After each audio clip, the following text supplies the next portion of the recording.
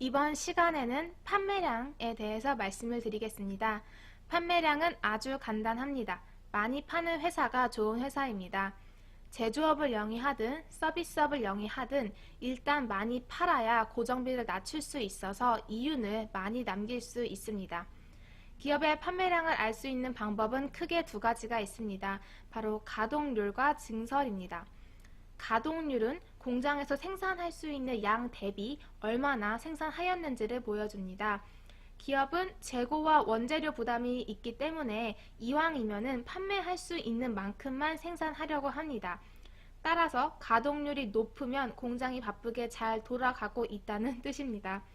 그리고 장사가 너무 잘 되어서 가동률이 100% 혹은 그 이상 된다면 추가 생산을 위해 증설을 고민할 수 있습니다. 증설은 빈 공간에 기계 설비를 더 들여 놓을 수도 있고요. 공장을 새로 하나 지을 수도 있고요. 인력을 충원하거나 2교대에서 3교대로 늘리는 방식 등으로 진행할 수 있습니다. 가동률은 금융감독원 전자공시 시스템에서 확인할 수 있고 증설 소식 역시 전자공시 시스템이나 언론 보도 등을 통해서 알 수 있습니다. 전자공시 시스템은 앞서 오리엔테이션에서 잠시 말씀을 드렸지만 기업들이 그들의 기업 정보를 일부 투자자들에게 알려주도록 한 그 사이트입니다. 판매량에 대해서 간략하게 설명을 드렸고요. 판매량이 늘어나서 증설을 하겠다고 이야기한 회사들, 그리고 그 회사들의 증설 공시 이후의 주가를 한번 살펴보겠습니다. 먼저 SK머티리얼즈에 대해서 말씀을 드리겠습니다. SK머티리얼즈는 반도체와 디스플레이 공정에 사용되는 화학가스를 생산하는 업체입니다. 원래는 OCI 그룹에 속해 있었는데요. 2015년 11월에 SK그룹으로 인수되었습니다. 2010년 SK머티리얼즈가 OCI 그룹에 속해 있었을 때 총 3차례에 걸친 증설을 계획을 하였고요. 하지만 1차 증설 이후에는 나머지 2차, 3차 증설이 잠정 중단되었습니다. 시황이 나빠져서 추가 증설을 하게 되면 가스 가격이 너무 많이 하락하거나 가동률이 저조할 위험이 있었기 때문인데요. 하지만 2014년부터 시황이 점차 개선되기 시작했고 앞으로도 더 개선될 것 같은 전망이 더 우세했기 때문에 2014년 10월에 잠정 중단하였던 2차, 3차 증설을 재개하게 됩니다. 2차, 3차 증설을 재개하겠다고 구체적으로 정확히 언급한 시점은 2014년 3분기 분기 보고서였습니다. 사실 그 이전에 관련 비슷한 공시가 나오긴 했는데요. 2014년 3분기 분기 보고서에는 정확하게 제품 수요 회복세에 따른 공급 과잉 둔화에 따라 잠정 연기된 신규 투자의 부분적 재개 및 완전히 해소되는 시점에 3차 1,000톤 투자 재개를 예정한다는 이야기가 나왔습니다. SK머티리얼즈의 이러한 재개 공시 이후의 주가도 한번 살펴보겠습니다. 사실 2014년에도 굉장히 좋은 흐름은 보였습니다. 연초 3만원대에 있던 주가가 2015년, 14년 연말까지 5만원 가까이 상승을 하였는데요. 증설 재개 이후의 주가는 어마어마합니다. 무려 2년 반, 거의 3년에 걸쳐서 5만원대 주가가 20만원 이상까지 상승을 하였는데요. 당시의 실적도 한번 같이 살펴보도록 하겠습니다. 저희 세종기업 데이터 재무정보에 들어왔고요. SK머티리얼즈를 검색해 보도록 하겠습니다.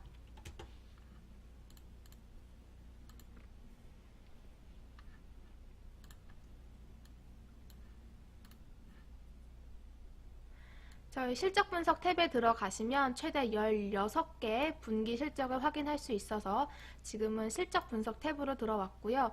2014년 1분기, 2분기 매출액 증감률은 전년 동기 대비 둘 다 역성장하였습니다.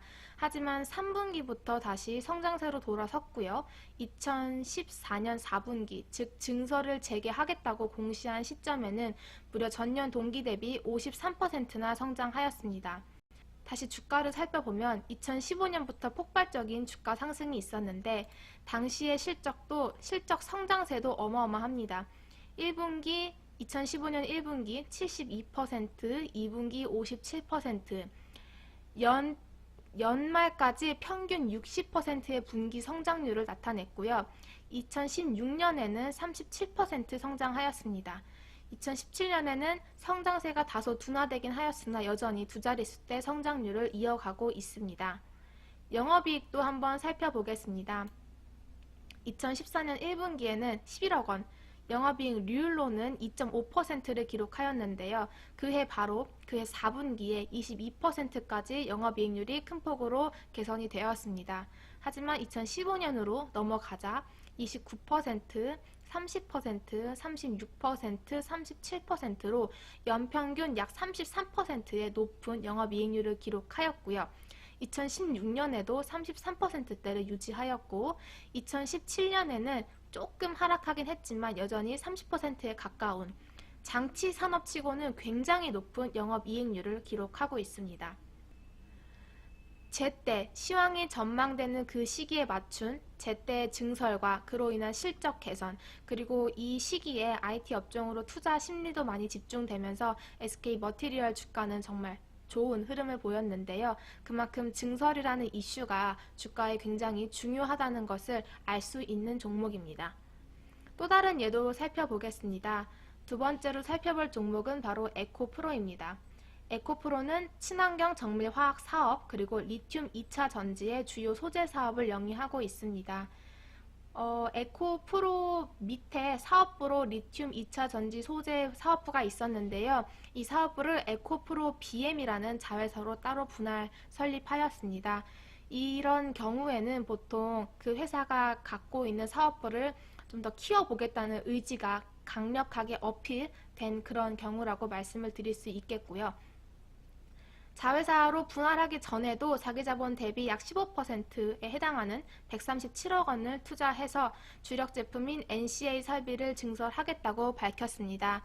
그리고 에코프로 BM이 설립된 이후 2016년 7월에는 연결 자산의 65%에 해당하는 654억 원을 투자해서 현재 생산 능력 대비 130%에 달하는 정말 큰 투자를 진행하겠다고 공시를 하였습니다.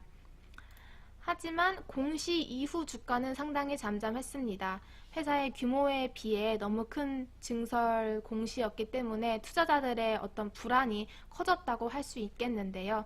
하지만 2017년 1분기부터 이 회사의 실적에 증설 효과가 반영되기 시작하였습니다. 에코프로의 실적도 한번 잠시 살펴보겠습니다.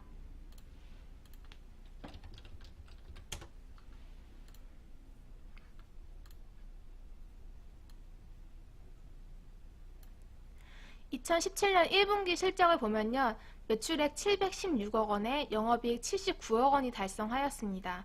기존까지 매출액은 보통 300억 원대에서 400억 원대를 기록하였는데 앞단위가 바뀌었고요.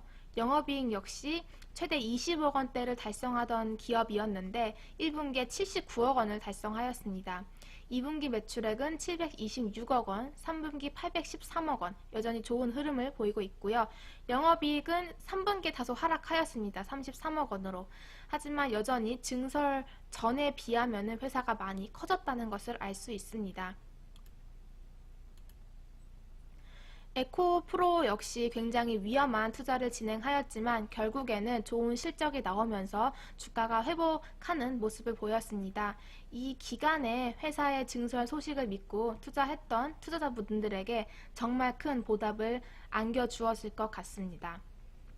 경험적으로 보통 열의 7, 8은 증설 소식이 주가에 호재로 작용합니다. 물론 증설 등의 신규 투자를 하더라도 초기 가동률이 높지 않아서 고정비 부담으로 이어지는 경우도 물론 많습니다. 얼마나 빨리 초기 수율을 잡고 가동률을 올리는지도 기업 입장에서는 관건입니다.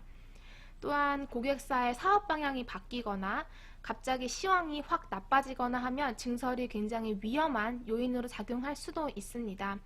앞으로 투자를 하시면서 혹시라도 어떤 회사가 증설을 한다는 소식이 들려오면은 한 7, 80%는 긍정적일 것이다. 이런 생각과 그리고 위험 부담을 함께 체크하시면서 투자 판단을 내리시면 좋을 것 같습니다. 판매량에 대한 설명은 이것으로 마치겠고요. 다음 강의에서 회사의 이윤에 직결되는 비용 부분에 대해서 말씀드리도록 하겠습니다.